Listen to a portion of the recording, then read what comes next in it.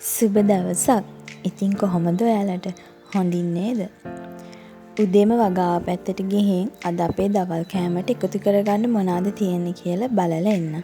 මම එනකම් මේ දිමිරංචුව කරන වැඩේ බලන්නකෝ. එයාලා කළු කූඹි අල්ලගෙන අරන් යනවා.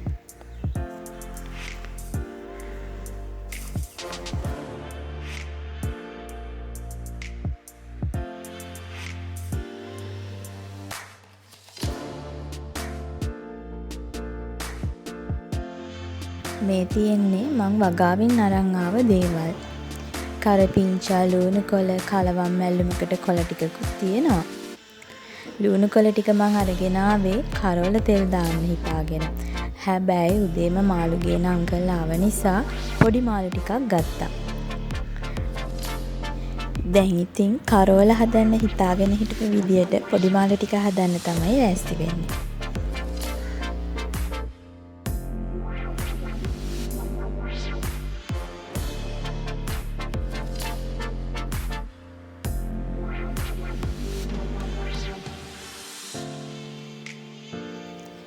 මේ තියෙන්නේ මං කපාගෙන ආව ලුණු කොළ ටික.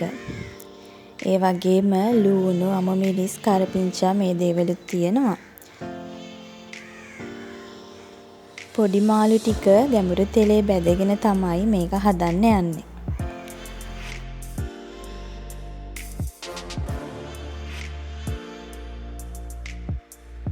තෙල් ටිකක් රත් වෙන්න තියලා අබ, උළු, හාල්, සූදුරු, මහදුරු හොඳින් බැද ගන්න ඕනේ. ඊළඟට කපාගත්ත ලුණු, අමමිරිස්, කරපිංචා ටික තෙල් එකට දාලා ඒ ටිකත් තෙම්පරාදු කරගන්නවා.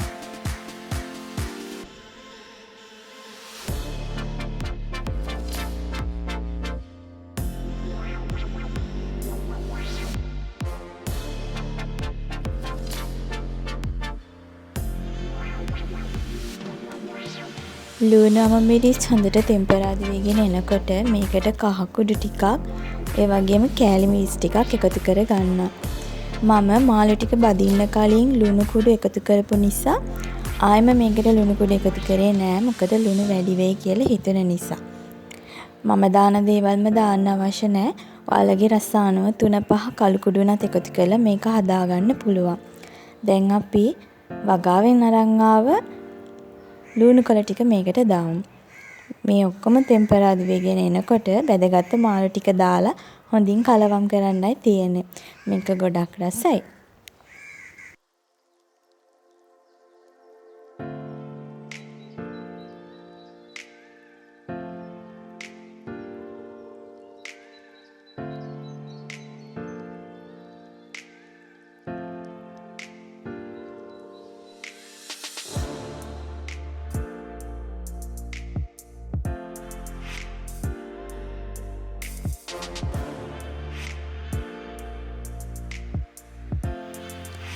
ඔන්න දැන් උයලා ඉවරයි.